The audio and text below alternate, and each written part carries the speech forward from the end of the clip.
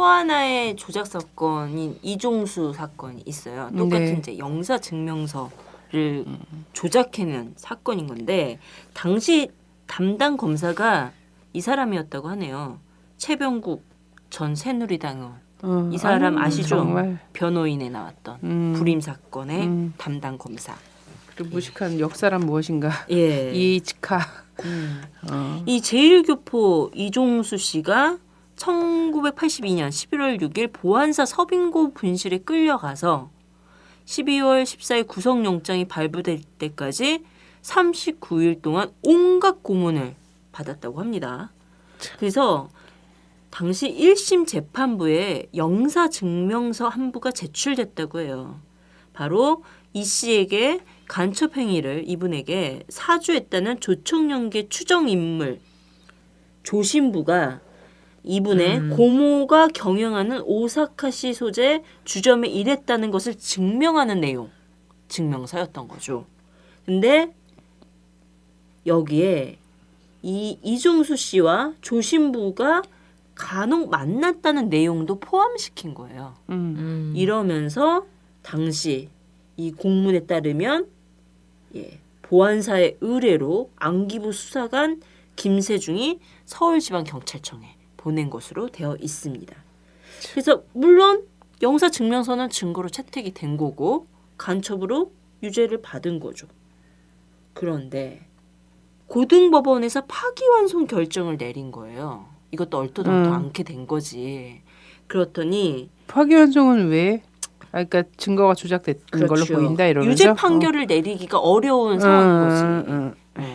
그랬더니 결국은 공소 사실이 안 맞아버리는 상황이 되지 않았겠습니까? 네. 그랬더니 보안사가 당황하지 않고 또 하나를 제출을 해요. 예, 얘는 또 계속 뭔가 추가하더라고. 2차 영사 증명서를 제출한 거죠. 또. 그 증명서는 그 이종수 씨에게 간첩 행위를 사주했다는 조신부가 조총련계 조직의 가담에 북계를 찬양했다는 내용은 사실이다. 이런 증명서를 새로운 내용을 포함해서 낸 거죠. 그래서 조신부는 사실 그래서 끌고 왔어? 끌고 온 건 아니잖아요. 그렇죠? 또 여기도 또 모르는 거야. 김철주처럼. 조신부가 조총련계 조직의 가담에 적이 없기 때문에 이 영사 증명 자체가 조작인 거지. 그런데 결국은 파기환송을 내렸었잖아요. 근데 결과를 뒤집고 유죄를 선고를 한 거죠. 그래서 이러한 영사 증명서가 이렇게 한 사람의 이 생을 얼마나 파탄내는지 이런 걸 여실히 보여주고 더불어 이것은 정권 안보에 톡톡히 기여한 사실이라는 거. 이렇게 보시면 될 것 같습니다. 아까 이제 처음 사건은 86년도 사건이고 이 사건은 81년도 사건이죠. 81년도 상황이 어떠한 시점이냐.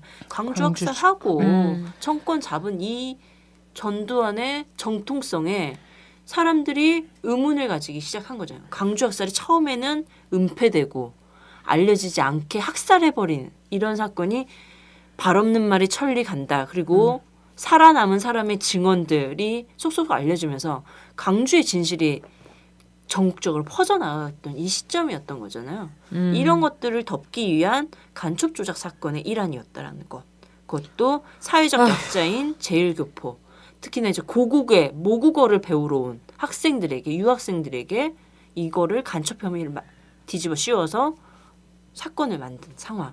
86년도 같은 경우도 이제는 뭐 전두환 독재 여실한 실나상이 다 드러난 상황이었고 전국 각지에서 뭐 민주화 운동 벌어지던 이 시점에 이걸 단칼에 베어버릴 수 있는 한국 사회의 유능한 조작 사건들, 바로 간첩 사건들을 만들어서 일거에 다 뒤집어 엎는 상황을 만드는 거죠. 사실 이분은 그 제1교포는 고국에 대한 그런 엄청난 마음이 있었는데 그 당시 이분 사건으로 그 제1교포들이 그 한국에 대해서 막 치를 떨었다고 그러면서 얼마나 많은 사람들이 그렇겠어.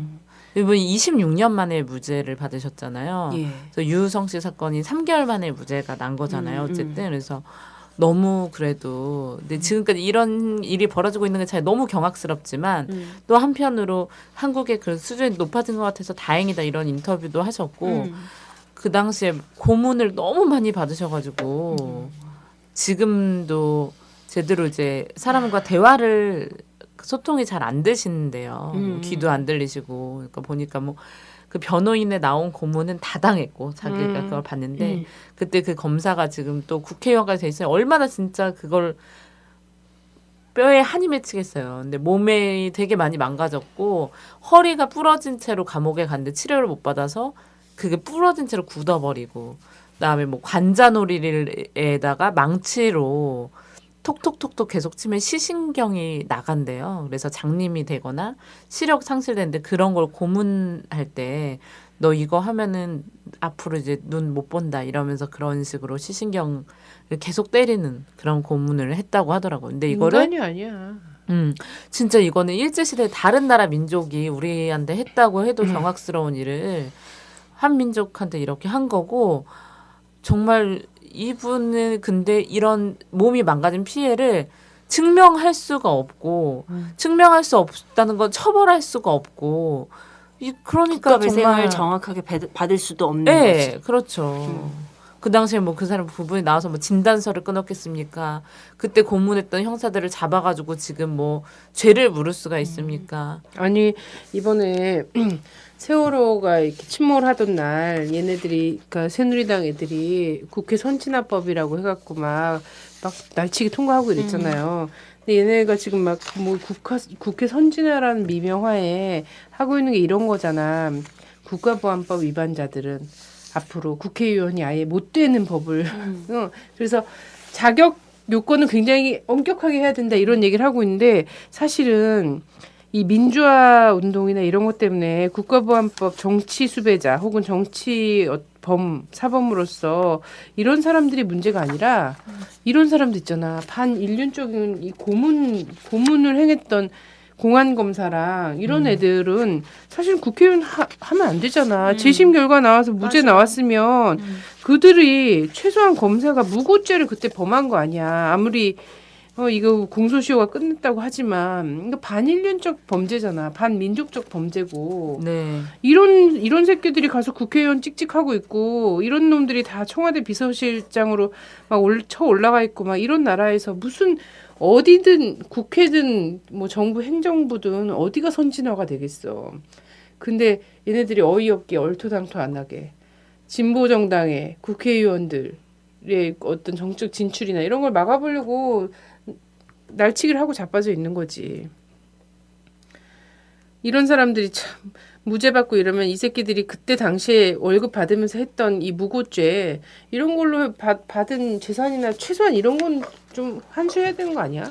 그럼요. 그리고 저는 어떻게 조작질하고? 생각하냐면 진짜 몰랐어 내가. 이게 조작된 증거인지 몰라서 그런 판단을 했더라도 죄가 있는데 그래, 알고 사과를 해야지 무슨 네. 당당해 이것들은. 알고 그걸 해줬다는 거는 너무 이건 죄질이 나쁜 범죄잖아요. 그렇지. 그걸 그럼 맨날 참. 판사들만 이런 판결 할 때만 재심할 때만 미안하다고 판사들이 얘기해요. 이번에 유우성 씨 사건 같은 경우는 제가 볼 때는 하나는 정직이고 하나 감봉이었나요? 몰라. 자격 박탈을 해야 마땅한 거예요. 의사도 허위로 알고 진단서를 끊어주거나, 아니면 고객의 어떤 개인정보 유출하거나 이러면 자격 정지 당하잖아요. 박탈 당하고. 근데 검사는 무슨 얼마나 대단한 철밥통이길래 가장 원칙적으로 판단해야 될 그런 정의가 서 있어야 되는 거를 조작을 해서 이렇게 했다는 거는 자기의 가장 직무를 유기한 건데 당연히 이거는 박탈을 해야 된다고 생각합니다. 파면시켜야 돼요. 그게 파면. 직무라고 생각해. 그러니까 조작해서 범인을 만드는 거. 간첩 조작 사건은 뭐 전두환 정권에는 아예 국책 사업의 일환이었던 거고 정부의 중요 사업 중에 하나였기 때문에 지금이랑 똑같네요. 네, 맞아요. 네. 그 여기는 포상금도 걸려 있고 특진도 걸려 있기 때문에 너도 나도 만들었던 사건이 있죠. 그 중에 이제 이원치 사건이라고 있어요. 어떤 사건이냐면 이분이 이제 삼성 교포인데 당시 이제 80년대 초에 삼성전자에 들어간 거지. 거기서 일 잘하던 이 사람이 간첩이 됐던 이런 사건이에요. 최근에도 있었잖아요. 최근에도 간첩은 아니지만 예, 삼성에 삼성에 됐죠. 다시는 근데 뭐 구구절절 사건의 이야기는 안 할게요. 끝내는 했는데 마지막에 어떠냐면 이 사람이 잡혀갔을 때 부인도 잡혀간 거예요. 근데 부인이 만삭의 부인을 잡혀간 거지. 그래서 그 곳에서 애를 낳게 된 거죠. 맞아. 근데 그 애를 딱 보여주면서 너 계속하면 죽는다. 애 못 산다. 이런 식으로. 그래서 결국은 허위 자백을 하게 된 이런 경우가 있었습니다. 그래서 결국 이 보안사, 이 사건의 수사관들은 1,400만 원의 포상금과 훈장, 포장을 받은 것으로 확인이 됐대요. 야, 그때 네. 1,400만 원이면 집이 몇 채야? 지금 돈으로 1억이 넘는 돈이라고 합니다. 따져보면. 몇채는 아닌 당시 뭐 기본 해보면 81년 당시 준이 20호봉이 29만 5천 원이었다. 근데 이 맞아요. 1,400만 원을 받은 거지. 81년도에 아파트가 1,000만 원 정도 했습니다. 서울대 인문사회 계열 입학금이 37만 4,900원. 그러니까 1,400만 원 진짜 어마어마한 돈이었던 거죠. 이렇게 쉬운 간첩 조작 사건 하는데 그렇게 돈을 많이 주는 거야? 예. 그래서 머리도 하나도 안 써도 되고? 그래서 근데 문제는 이 이현치 사건의 관련자들이 있을 거 아니에요. 근데 사건이 미리 다 조사가 되어 있었던 상황인 거지. 거기에 이제 끼워 이름만 맞춰진 거야. 맞춰서 집어넣었던. 이 사람이 미리북을 했다, 뭘 했다라고 하는데 사실 미리북했던 그 기간에 논문을 쓰고 있었던 시기였다라는 거. 그런데도 가볍게 감첩 조작으로 아무것도 아닌 것이냐 돼버린 이런 사건이 되는 거죠. 야, 대기업에도 이렇게 간첩이 마구 들어가 있다. 예, 이런 맞습니다. 걸로 하는 거지. 그리고 또 북한에 갔을 때 만수대 극장에 갔다고 이렇게 허위 자백을 할 수밖에 없었던 거죠. 근데 그가 갔다고 했던 그 시간에는 그 극장이 지어진 시기가 아니었던 거예요. 그러니까 조금만 모질이들. 보면 이렇게 아님을 알 수가 있는데 당신은 뭐 이걸 항변할 수도 뭘 할 수도 있는 시기가 아니었던 거죠. 왜냐하면 변호사 접근도 안 돼. 가족 접근은 더더욱 안 돼. 온갖 고문으로 허위 자백을 해. 그래서 결국은 간첩으로 모진 이제 형벌을 받고 형벌 아닌 형벌을 받고 이렇게 된 사건이 있었죠. 나는 사실 제가 이제 라디오 반민특위 진행하니까 그런 생각을 안 할래 안 할 수가 없잖아요.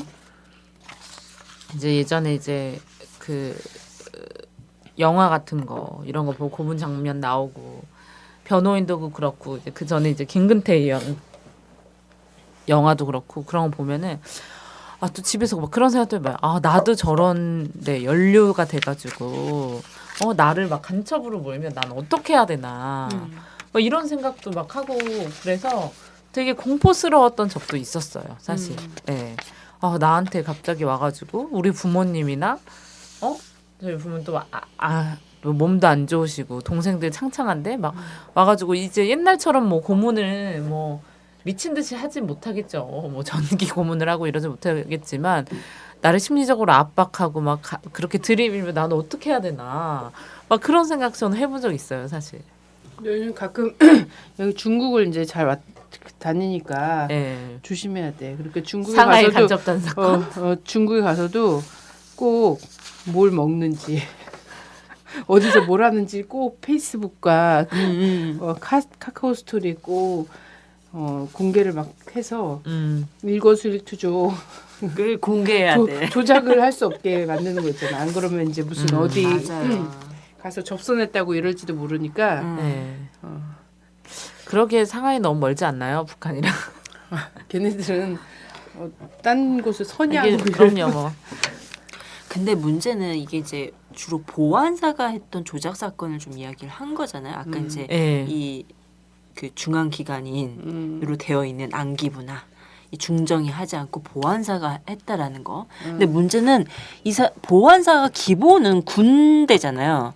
군대는 일반적으로 군 기밀이 아닌 이상은 민간인을 사찰할 수가 없어요. 법적으로. 있는 거 아니었어요? 저 너무 많이 들어가지고 그런 권한 있는 줄 알았네. 애초에 민간인에 대한 수사 권한 자체가 없는 조직인 거야. 이 조직 기구가. 그런데 이 보안사가 80년대는 활개치고 다니면서 이 주로 이제 이 민간인이라고 할 수 있는 이 제일 교포들에게 무자비한 간첩을 만들어냈던 거죠. 제가 사실 전두환을 낳았으니까 뭐. 보안사에 대해서 제가 잘 아는 세대는 아니잖아요. 사실 안기부 국정원까지만 해도 저한테 되게 익숙하게 들었던 건데 보안사는 사실 제가 이렇게 많이 막 뉴스나 이런 데 많이 들어본 그런 게 아닌데 옛날에 트위터에서 저를 쫓아다니면서 되게 괴롭혔던 사람이 있어요. 전두환 얼굴 달고 보안사 부활 이렇게 써가지고 저한테 빨갱이라고 막 그랬던 그 사람 때문에 걔네들 트윗 다 탈퇴했어요. 그래? 아직도 뭐 하고 있는 것 같긴 한데. 그러니까 이들이 원래 자기네가 이렇게 할 수 없는 걸 아니까 나중에는 이제 이게 검찰에 송치를 해야 되잖아요. 그러면 어떻게 하냐면 안기부 이름으로 송치를 한다는 거죠.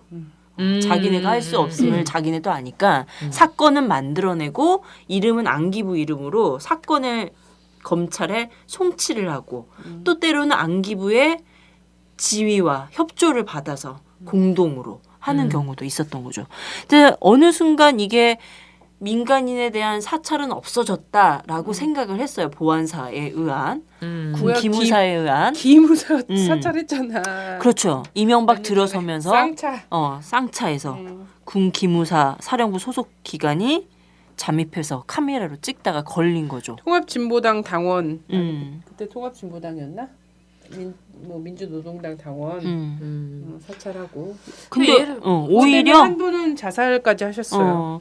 근데 오히려 이 캠코더를 뺏은 이 대학생을 구속했잖아. 공무집행 방해와 강도상해죄로 고소해가지고. 예, 이 사람 결국 살다 나왔잖아요. 이 대학생은. 아니 그게 근데 2012년인가 2011년인가 이때 일이야. 이때 진짜. 2009년 사건이고요. 아 그래요? 예, 2011년에도 있었어요. 어떤 사건이 있냐면 서울 송파 지역 소재 국군 기무사 210 방첩부대가 전남 조선대학교 총장 선거에 나온 유력 후보의 이메일을 해킹해 경찰에 적발된 사건 아시죠? 기억나시죠? 예, 이 사건이 있었고 또 2012년 팟캐스트 방송 검열 사건 등 군인이 모든 일들을 하고 있습니다. 지금. 그럼 나 군인 아저씨가 나 감시하는 거야? 그럴 수도 있지. 그 김대중 대통령 얼굴 단 걔가 저긴가 봐. 군인인가 봐. 그러니까 보안사 부활을 김대중 대통령 얼굴 아니라 전두환 대통령 얼굴입니다. 전두환. 네.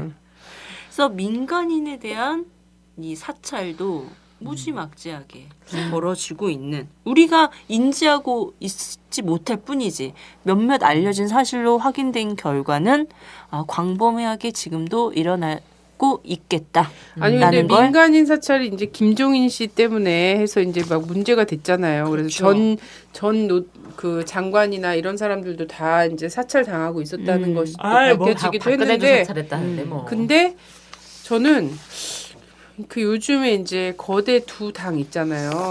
얘네들을 이 당에 소속돼 있는 국회의원들의 형태를 보니까 사찰 많이 당하는 것 같고 사찰을 당하고 있다는 거 그리고 본인들이 다 털렸다는 거를 너무 잘 알고 있는 것 같아요. 그래서 찍소리 못 하고 있는 거야 지금? 그래서 지금 대정부 질의도 못 하고 국회 청문회도 못 하고 국정조사권 발동도 못 하는 이 국회가 다 할 수 있는 일이거든요. 이런 정도의 사건이 나면 당연히 세계 다를 이미 들고 나와서 거품 물고선 해야지 되는 건데 이 유가족들이 하라고 막 얘기할 때까지 안 하고 있잖아요. 그러니까 이걸로 봐서는 야당 의원들도 정말 다 털렸구나 이런 생각이 드는데 문제는 이런 거죠.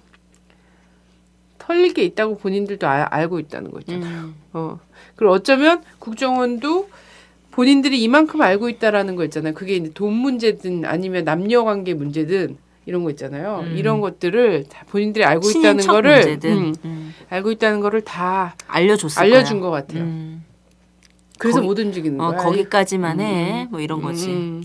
안 그러면 니네 다친다. 이거는 예전에는 이제 간첩 만들려고 그 사람한테 너 이거 자백 안 하면 너 애기 못 봐. 앞으로 이런 식으로 했다면 이제는 국회의원들한테 뭐 이런 사람들한테 대놓고 막 하는 거지. 아니 그 돈으로 그거에 복지를 넘어가자. 하라고 복지. 저는 내가 진짜 대통령이라면 거기에 쓸 돈으로 차라리 국민들 복지를 하고 이러면 그렇게 야비한 수를 안 써도 국민들은 다 자기 편이 될 거거든요. 뭐 본질이 박근혜가 나쁘다 해도 거기 또 넘어갈 수 있어요. 우리 국민들은 또. 맞아. 아니 근데 정말 아니야. 원래 태생 자체가 국민에 기반한 정부가 아니기 때문에 믿을 수가 없어. 그리고 이제 박근혜가 갑이라고 생각하면 안 돼. 박근혜가 갑이 아니기 때문에 박근혜도 간첩인가요? 박근혜가 또 갑이 아니기 때문에 이 국민들을 위한 정치를 획 돌아서 이제 하면 팽당해. 그를 지지한 사람들한테. 이거를 잘 알고 있지 뭐. 그렇습니다. 근데 이런 일에 우리가 사실 다들 검사도 아니고 발벗고 나서서 억울함을 다 풀어드리고 싶지만 변호사나 검사도 아니고 근데 계속 기억하고 잊지 말고 또 관심을 갖고 이런 게 되게 중요하고 간첩을 지목하는 간첩이 아닌 사람을 간첩으로 지목한 사람이 바로 간첩입니다. 우리 마피아 게임할 때도 그렇잖아요. 마피아들은 항상 시민을 마피아라고 지목하듯이 예, 분명히 의도가 있는 사람들이 간첩을 이렇게 만들어낼 수밖에 없는 거라고 저는 생각을 합니다. 뭐 간접 조작 사건 보면 너무나 많기 때문에 뭐 해외 사건들도 많잖아요. 아람의 오송의 1심에 뭐 이런 사건들 굉장히 많은데 울릉도 간첩단 사건 영국으로 만들어졌던 맞아. 그것도 그렇고. 네. 근데 박정희 정권 때 있잖아요. 네. 박정희 정권 때 사건 좀 대표적인 거 한두 가지만 좀 더 그렇죠. 봅시다. 왜냐하면 본인 아버지가 자꾸 피해자인 것처럼 얘기하면서 자기 아버지가 총탄에 죽었다고 얘기하는데 엄청 많은 사람들을 지금 끌고 가고 죽이고 쥐도새도 모르게 죽였어요. 맞아요. 그래서 학살자시거든요. 학살자. 흉탄에 네. 돌아가신 게 아니라 무슨 그렇죠. 그러면 선장이 뭐 김재규야? 아이들을 동급에 놓고 그 그래. 동백잎 사건 한번 볼게요. 이게 이제 지금의 그 박근혜 부정 동베를린. 사건하고 좀 그 시대적 상황이 또 정치적 환경이 지금과 좀 유사해요. 네. 어떤 사건이냐면 이 동백님 사건이라고 함은 그 상황 자체를 좀 한번 볼게요. 67년에 7대 국회의원 선거가 매우 박정희한테 중요했던 선거였음을 우리 이미 알고 있죠. 그래서 재선에 성공해서 영구 집권을 위한 삼선 개헌을 위해서는 국회의원의 3분의 2가 확보되어야 되는, 그래서 개헌을 할 수가 있어야 되는 거죠. 이런 목표에 따라서 선거법 위반 기본으로, 그 금풀3포는 기본으로 관권 동원을 해서 온갖 부정 선거를 해서 156석을 확보를 했습니다. 성공한 거죠. 박정희 입장에서는. 근데 문제는 여기서부터지. 선거가 끝나자마자 대학생들이 6.8 부정선거에 대해서 대규모 규탄 시위를 하기 시작한 거죠. 그러니까 박정희가 어떻게 했습니까? 30개 대학과 148개 고등학교에 임시휴업을 시켰어요. 지금 얼마나 하고 싶을까? 그치? 고등학생들 조금만 나오면 이제 고등학교 임시휴업 시키고. 그래서 박정희를 위대하게 위수령. 생각하는 거야 모두. 위수령. 이 사람들은 이명박도 못했어 이걸. 박정희는 했다고. 그래, 계엄령 이런 거 때리고 예. 싶을 거야. 그런데 시위는 점차 확산된 거지. 그러니까 67년 7월 8일부터 17일 무려 7차례에 걸친 동백님 북계 대남 적화 공작단 수사 결과를 발표를 합니다. 자, 그러면서 동백님 사건이 발표되자마자 부정 사건, 부정 선거 사건은 싹 언론에서 사라진 거지. 자, 그렇다면 동백님 사건이 뭐냐라고 이게 하면 여론 쇄신용 그 뉴스 예, 만들기 맞습니다. 이거잖아. 예. 중앙정보부가 문화예술계 윤희상, 이응노, 학계의 황성모, 임석진 등 194명이 대남 적화 공작을 벌이다 적발됐다라고 발표를 한 겁니다. 자, 중정에 따르면 사건 관계자들은 58년 9월부터 동백님 소재 북한 대사관을 왕래하면서 이적 활동을 한 데다 이어 일부는 입북 또는 노동당에 입당하고 국내에 잠입하여 간첩 활동을 해왔다는 것. 이것을 7차례에 걸쳐서 발표를 해요. 예, 그러면서 여기에 중정이 서울대학교 물리대의 민족주의 비교 연구회 여기가 반국가 단체다. 자, 여기 이 단체가 뭘 하냐면 네, 당시 그 한일회담 반대 투쟁들을 열렬히 했던 곳이에요. 그러니 여기가 반국가 단체가 되는 조작 사건으로 해서 별도의 이 민족주의 비교 연구의 사건은 별도 심리를 결정하고 동백님 사건대로 결정하는. 그래서 결국은 정권 안보가 흔들리는 이 과정을 네. 그리고 부정선거의 이 시비가 몰아치던 그때를 동백님 사건을 확대시켜가지고 네, 여론을 무마해버리는 사건을 만들어냈죠.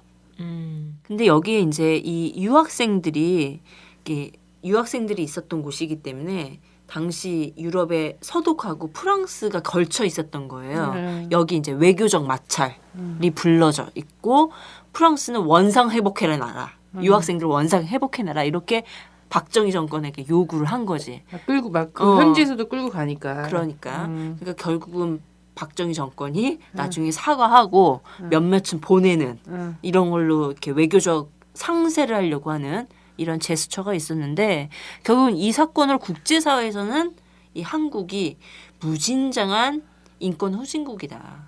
이런 것들을 전 세계에 알렸던 사건이라고 합니다. 지금도 뭐 그렇죠. 네. 지금도 근데 해외에서는 이번 세월호 대응을 보면서도 그렇고 유우성 씨 이거 보면서 중국이 깜짝 놀랐지만 프랑스에서 또 우리 교민들이 이번 세월호 사건 관련해서 분향소 설치했잖아요. 예. 분향소 거기 분향하러 가니까 신분증 내놓고서는 분향하라고 그랬대잖아요. 골 때리는 거야 진짜.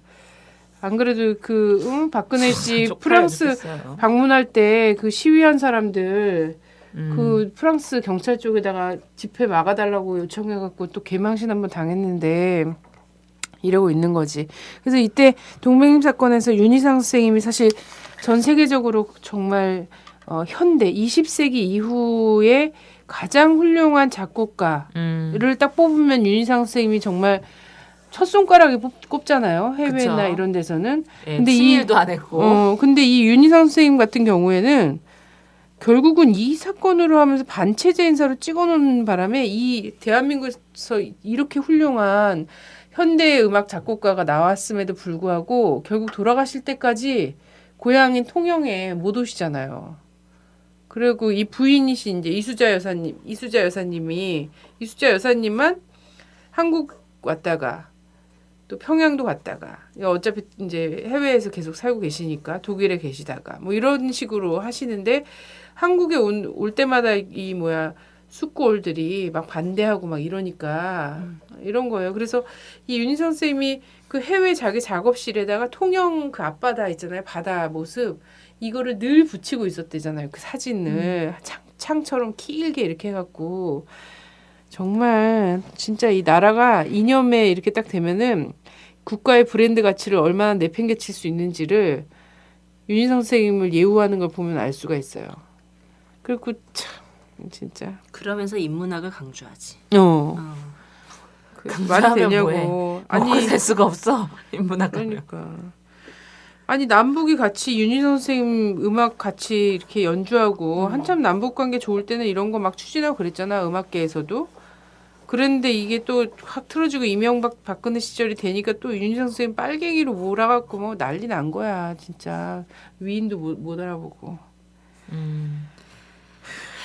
그런 거 관심도 있었겠어요. 윤희상 씨를 몰라. 네. 그냥 아니, 빨갱이라고 하니까 그냥 막 뭐냐, 그러는 거야. 최대 그 성과물 예술 작품으로 뽑는 그 나의 조국 이런 건데 윤희상 씨 음악을 이해하기에는 좀 힘듭니다. 네. 그러니까. 자, 이렇게 이 해외 유학생들 아니면 해외 교포들 이런 사람들에 대한 이 간첩 조작 이런 것들은 그 조작을 통해서 내부 통제를 강화하기 위한 작업의 일환이었던 거예요. 아까 이제 이 사건이 일어날 때마다에 나타났던 시대적 배경들이 있는 거잖아요. 정권이 위기에 몰리면 적을 만들어내는 거죠. 진짜 적이 있는 게 아니라 적을 만들어내서 공포를 조장하고 이러면서 순응하게 만드는 이런 것들을 원했던 거죠. 그리고 잠재적 비판자들이 나오는 것을 사전에 억제하는 이런 측면에서 이 간첩을 적극적으로 조작해내고 활용해내는 간첩 만들기, 간첩 공작소의 나라였던 거예요. 특히나 근데 이 60년대, 70년대, 뭐 80년대 초반에도 이제 제1교포를 대상으로 했던 이 과정에 걸 보면 체제 경쟁이 또 한편 이제 있었던 거지. 어떤 일이 있었냐면 이 59년, 60년에 그 민족 대이동이라고 일본에서 조국으로 간다라고 해서 사실 한국계 계열인 북조선 계열이 아닌 한국계 계열인 이 사람들이 북으로 민족 대이동을 한 거예요. 남으로 와야 할 사람들인 거지. 우리 입장으로 본다면. 근데 이들이 대거 북으로 가면서 북과 여기 있는 이제 교류가 활발해졌겠죠. 이런 과정에서 박정희 정권이 제1교포를 눈여겨본 거지. 그러면서 적절히 점 찍어. 그리고 한편으로는 뭐냐면 65년도에 어쨌든 한일협정이 맺어지고 이러면서 교포가 고국으로 오게 하는 적극적 국가 정책을 또 실현하기도 해요. 박정희가. 그런데 그거를 간첩 조작으로 역이용했던 과정들도 있었던 거죠. 그렇죠. 한편으로 이 북과 일본에 있던 이게 총련 계열만 갔던 게 아니라는 거예요. 민단 계열도 같이 가고 사실 총련과 민단을 분열 작업했던 것도 박정희라는 거죠. 원래 하나의 동포 사회로서 뭐 조직은 다를지언정 그것을 크게 내세워서 아니라 민족의 한 구성원으로서 서로 돕고 돕는 이런 삶을 살아왔던 이 과정을 이 민족 대이동의 이 사건 이것을 계기로 박정희 정권이 이 민족 분열 작업을 적극화했고 또 한일회담을 전후로 해서 유학생들 오라고 해놓고 고국으로 오라고 해놓고 적극적으로 간첩을 만드는데 적절히 그러니까 이 일거수일투족 그들의 친인척 다 조사해서 망들을 만들어내고 심지어 뭐 그것만 했겠으니까 하숙집들 그들이 잘 가는 식당 이런 데까지 다 포섭을 해서 언제 어디서든 엮으면 엮일 수 있도록 만드는 작업들을 일거에 다 해놓은 상황. 그래서 위기가 터질 때마다 하나씩 터트리는 거죠. 이런 상황으로 간첩단이 많은 만들어졌다는 사람들을 거예요. 만나는 게 안전할까? 아니면 사람들을 만나지 않는 게 안전할까? 나 이런 생각이 정말 든다, 진심으로 이걸 들으면서 계속 이렇게 얘기를 해야 되나 봐. 맞아. 계속 나를 간첩으로 몰지 몰라. 라는 얘기를 난 맨날 하고 다니려고. 맞아. 아 정말 슬프다. 근데 이 모든 것이 바로 분단과 반공 체제에 적극 기생한 이 독재 있잖아요. 독재 정권의 기본적 생리의 하나였다라는 것. 이 간첩을 만들어내는 일들은 바로 이 분단 상황, 전쟁 상황, 반공이 국시인 사회에서 벗어날 수 없는 일인 거죠. 이 상황이 바뀌지 않는 이상은 언제 어디서고 어떤 간첩이 튀어나올지 모르죠. 예, 좀 있으면 중국 유학생 간첩단 사건도 만들어질 수 있어요. 저 유학은 안 했습니다. 갔다 왔잖아 이제. 아우. 그래서 지겨워. 네. 그래서 이제 이미 60년대, 70년대는 서독 놀 유자로 있잖아. 서독과 이 풍류의 제1교포를 르자. 중심으로 했던 유학생 간첩단 사건은 워낙 이제 이게 너무 많이 해먹다 보니까 국민들한테도 안 먹히는 거지. 그러니까 80년대는 구미 유학생 간첩단 세계에서 미국에서 간첩단을 만들어요. 유학생들. 이런 그래서 돌아가면서 나라를 돌아가면서 간첩단을 만들어내는 거죠. 근데 진짜 지금 얼마나 이런 것들을 다 따라하고 싶을까 이런 생각이 들어요. 우리 그 이제 뭐야 얘네 유신 딱 끝나자마자 이제 문인 간첩단 사건 하나 했었잖아요. 또 그렇죠. 박정희가 예. 박정희 정말 골고루 모든 한다, 골고루 해. 모든 문화계나 뭐 이런 데도 다 간첩을 막 이렇게 하고 싶었던 거야. 근데 연예인들도 쪽팔리지 얼마나 않나? 그리고 얘는 사실 문예나 이 문학 예술이나 이런 데 진짜 관심이 없거든. 본인이 막 새말 노래 이런 거나 그죠? 부르면 된다라고 생각하고 그런 정도의 시나 쓰면 된다고 생각하는 거지. 맞습니다. 혈서, 천황폐하께 이거 쓰는 이런 정도가 시라고 생각하지. 그럼 말이 나왔으니까 간단하게 한번 살펴보고 갈게요. 문인 간첩단 사건이 뭔지. 74년 1월 문인들이 개헌 지지 성명을 발표해요.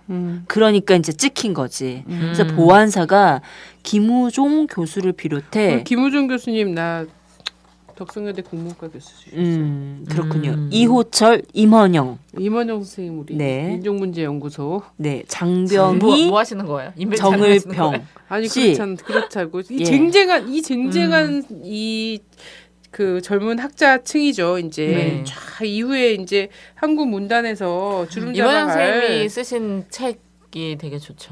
우리 시대의 소설 읽기 뭐 이런 거. 그래서 이분 등 문인 5명을 5명을 간첩단이라고 발표한 사건이 문인 간첩단 사건이에요. 당시 김우종 교수죠. 일본에서 발행되던 잡지 한양지에 글을 쓰고 원고료를 받았는데 이 잡지가 북한의 위장 기관지임을 알면서도 글을 썼다는 이유로 조사를 받고 간첩이 된 그런 식으로 조작을 해버리는 거죠. 이런 근데 왜 사건들. 한양지가 그래? 평양도 아닌데 그러게 말입니다. 일본에서. 예, 그래서 알고 썼든 모르고 썼든 아니 그걸 가지고 아니 근데 한양지는 굉장히 친정권적인 거였는데도 불구하고 김우종이라는 사람을 하나 엮어 넣어야 되고 막 이렇게 하니까 쓴 거예요. 그래서 그런 이유로 조사를 받고 간첩이 됩니다. 간첩되기 쉬워요. 아니 걔네들 눈 밖에 나면 되고 간첩이 되는 케이스 보니까 아주 평범하거나 좀 유명하거나 한 중간 정도인 사람 간첩 안 되지 않을까? 꼭 그런 건 아닌가요? 그 기준이 좀 그러네. 아무나야. 그 기준이 없어. 아무나 삼성에 다녀도 군인이어도 공무원이어도 아주 독특하고 작가여도 유학생이어도 시민이어도 어부여도 다 간첩은 될 수 있죠. 그냥 그들이 필요하고 거기에 그가 있었다면 간첩이 되는 거야. 필요한 순간에 눈에 띄면 간첩이 될 수 있는 거야. 영사가 써주기만 하면 간첩이 되는 거잖아. 이제 좀 있으면 막 아이돌 간첩단 사건 이런 것도 나오는 거 아니야? 낼 수 있어. 뭐든지 가능한 사회잖아. 누군가에 의해서. 특히 아이돌은 요즘 한류 열풍으로 해외를 자주 왔다 갔다 하면서 그 와중에 팬이라고 위장한 간첩과 그러니까 지도 요원과 내통을 할 수도 있고 그렇지 접선을 할 수도 있지. 접선할 수도 있고 금품 수수를 할 수도 있는 거야. 선물 주는 거 받으면 금품 수수야. 편지 그것이 받으면 공작금이 되는 거지. 지령 수수지. 오늘 석가탄신이잖아요. 오늘 네. 녹음하고 있는 오늘이. 그래서 오늘 또 박근혜 씨가 또 사과를 또 찔끔했어요. 어디 조계사 가서? 예, 뭐 사과를 찔끔했는데 전 이제 이 사과를 하는 것 자체가 너무 무의미하지. 우라통이 터져요.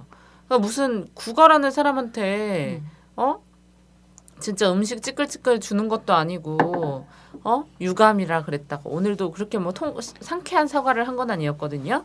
예, 이런 식으로 이렇게 찔끔찔끔 하면서 뭐 대단한 거 한 양 계속 언론에 나오고 내가 볼 때는 이 사과 때문에 오히려 정말 유가족들은 더 상처받았을 거라고 생각을 하고 뭐 거기서 또 무력의 눈이 어두워 살생이 업으로 돌아왔다. 뭐 이런 말을 했어요 오늘. 그래서 누구야? 해경이야? 해수부 장관이야? 뭐야? 청와대야? 무력의 눈이 어두워서 욕심과 욕망에 어두워서 살생을 업으로 가신 분은 아버지시고. 그러네. 참. 네, 아버지시고. 아이고, 내가 괜히 네. 지금 굉장히 시대를 되게 한시적으로 봤으니 잠깐. 아유. 왜 이래요? 깡 떨어졌어. 아니 순간 열 받은 거지. 순간 열받아갖고 앞뒤를 지금 또 세월호 이렇게 구분할 사건에만 또 수 집중하다 없었어. 보니까. 댓글이 이제 명댓글이에요. 여기에 지금 오늘 기사인데 2만 개의 지금 좋아요가 달린 댓글인데 네가 없는 세상이 진정 자비로운 세상이다. 이 댓글이 이제 베스트 댓글로 2만 개의 좋아요로. 나는 그 박근혜 씨가 계속해서 이제 관행을 얘기하잖아요. 그래서 유성 사건이나 이런 거 있잖아요. 간첩 조작 사건. 이거와 관련해서도 걔 누구니? 남재준. 세월호가 건진 두 명의 남녀가 남재준과 박근혜잖아. 이 남재준 씨가 자꾸 관행 얘기했단 말이야. 이 수사 관행이었다. 근데 박근혜가 세월호 관련해서 사과한답시고서 하는 것도 또 계속 관행 얘기를 하는 거야. 그래서 첫 해에 그걸 끊어내지 못한 것이 막 뭐 너무 부족했고 막 이런 얘기를 하는데 정말 어떻게 이렇게 책임 전가를 동시대에 정말 각 부서들이 책임 전가하고 각 공무원들이 서로 떠넘기게 하는 것도 지겨워 미치겠는데 이 책임 전가를 정말 시대를 초월해서 앞 정권과 계속 막 이렇게 하는 거 있잖아. 어차피 다 봤자 당신의 이 국부라고 얘기하는 이승만 혹은 박정희에 가서 닿을 건데 아니면 뭐 저기지 천황폐하지. 이런 데 가서 닿을 건데 뭐 그렇게 침뱉기를 하면서 계속 술잔 돌리기를 그렇게 하듯이. 그들의 관행은 글로 가지 않지. DJ와 노무현의 관행인 거야. 나머지는 관행이 아니야. 여기로 그들은 모든 원죄를 돌리지. 정말 진짜 대부분 간첩을 조작해서 만들어냈던 이제 최고의 그거는 국가기밀 누설죄와 유언 또 다른 이제 간첩이 되지 않는 경우에는 유언비어 유포죄 이런 걸로 이렇게 대부분 잡혀갔더라고요. 그래서 아시죠? 그 박정희 정권 시절에는 박정희가 키가 작다더라.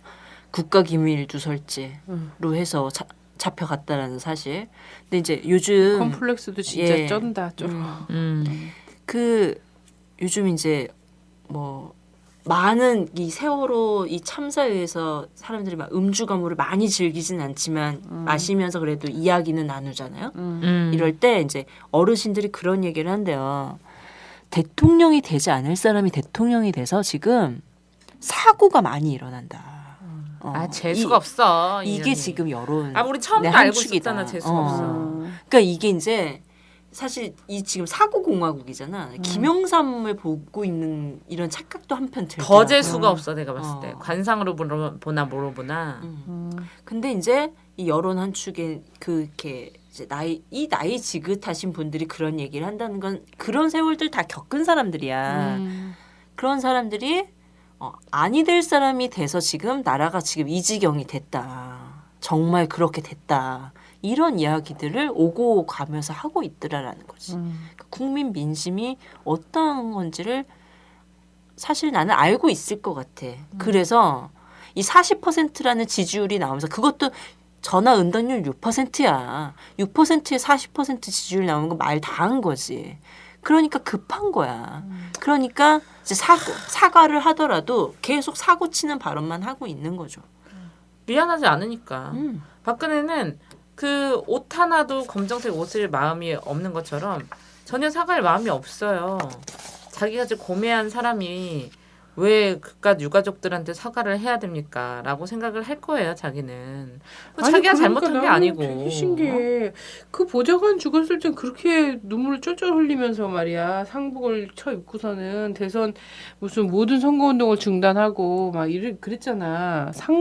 소위 말한 상복 정치란 얘기가 있을 지경이었어. 그래서 이번에도 나는 박근혜 씨가 너무 슬픈 또 비련의 막 여인처럼 또 하면서 상복 정치를 할 거라고 생각했거든. 오히려 정말 가증스럽게도. 근데 이번에 완전히 정신이 좀 이상해진 것처럼. 정신줄 나서 내가 보니까. 여기 막 금목걸이를 막 번쩍번쩍하게 오히려 지금 국민들은 액세서리 하기도 민망해하고 떼고 다니고 막 이런 지경인데. 저는 되게 진보적인 연극을 하나 봤어요. 그게 이제 젊은 작가들이 막 이렇게 투합을 해서 만든 건데 진짜 젊은 사람들 있잖아요. 20대 중반 이런 연극하시는 분들이 프로젝트로 이제 만든 연극 덮고자기의 가장 가벼운 종인가 그런 연극을 했어요. 대학로에서. 근데 그 내용이 위안부 할머니들 이야기, 뭐 4.19 혁명에 대한 이야기, 이게 4.19 때 이제 공연을 한 거거든요.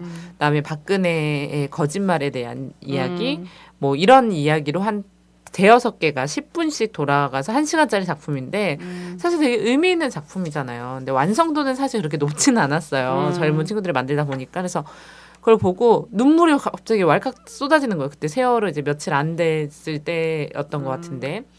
그래가지고 왜 눈물이 쏟아졌냐면 정말 딱 보면은 너무나도 평범한 사람들이거든요. 그런 연극을 하는 모임이 아니라 그냥 일반 대학을 졸업한 연극 영화과 학생들이 모여서 그런 걸 만들어보자. 그러니까 내용적으로도 사실 좀 어설픈 지점도 있고 이래요. 제가 볼 때는.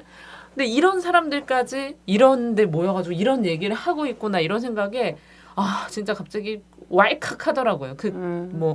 그 연극 감동적이어서 막 이런 게 아니라 이게 막 이런 상황 자체가 너무 분노스럽더라고요. 근데 그러고 와서는 내가 이거를 너무 이 연극 좋아서 후기를 올려야겠다 이런 생각을 했는데 내가 이 연극을 봤지만 이 세월호 이 과정 이런 상황에서 내가 한가롭게 연극을 봤다는 게 너무 죄책감이 들고 사람들이 봤을 때도 너무 꽃놀이한다.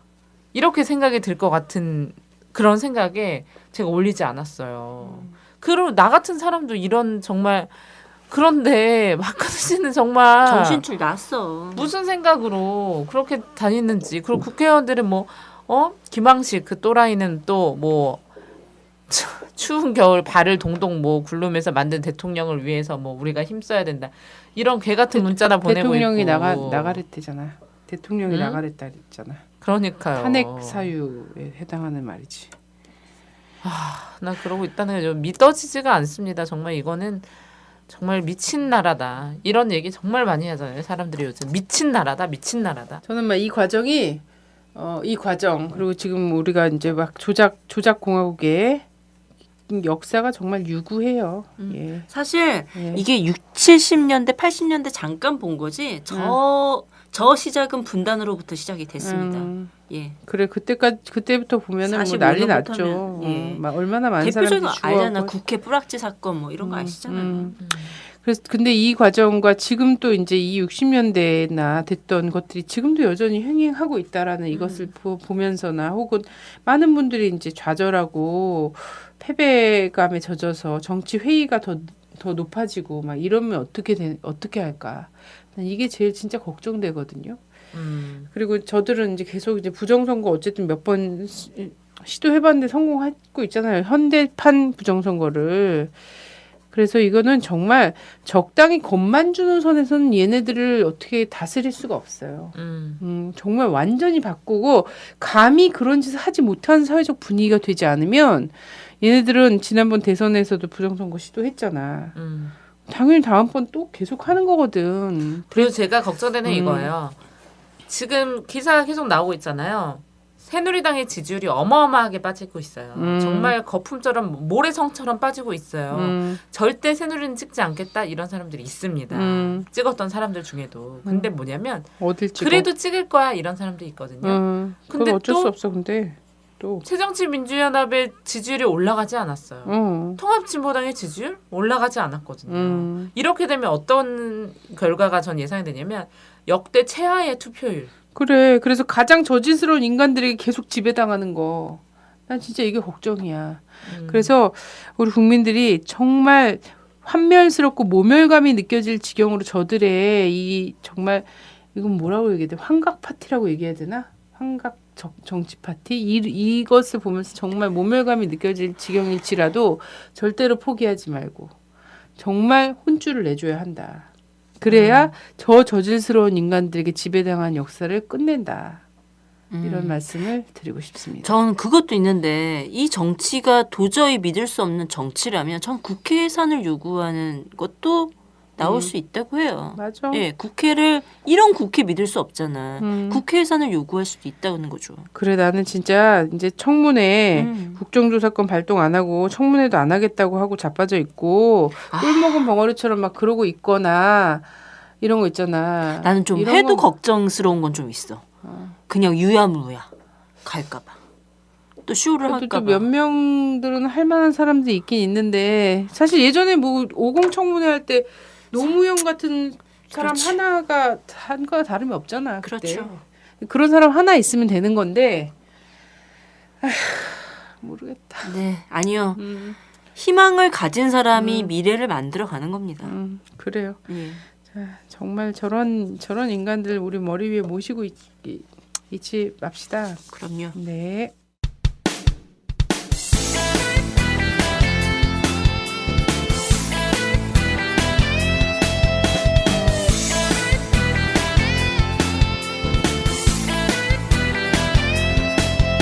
조선일보 서정주 박정희까지 일본 놈의 충성스런 앞잡이일 때 동상 걸린 손가락을 잘라내가며 해방을 위해 싸웠던 건 백성들이다.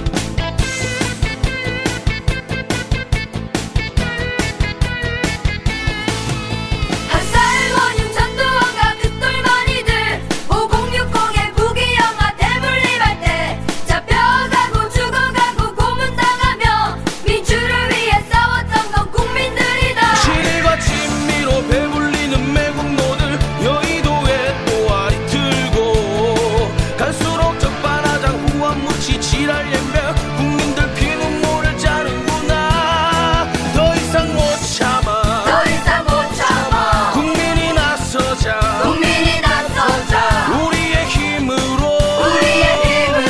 모두 갈아엎자. 3.1 정신으로 자비 정신으로 5월의 노래로 5월의 노래로 6월 함성으로 6월 함성으로 역사를 만들자.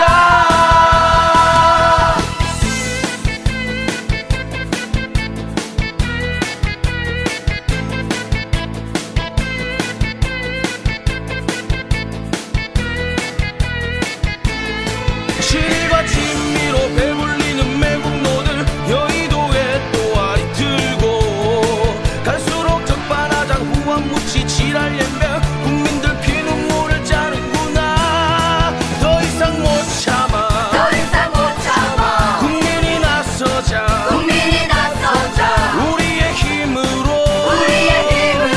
모두 갈아엎자. 3.1 정신으로 자비 정신으로 5월의 노래로 5월의 노래로 6월 함성으로 6월 함성으로 역사를 만들자. 더 이상 못 참아 더 이상 못 참아 국민이 나서자 국민이 나서자 우리의 힘으로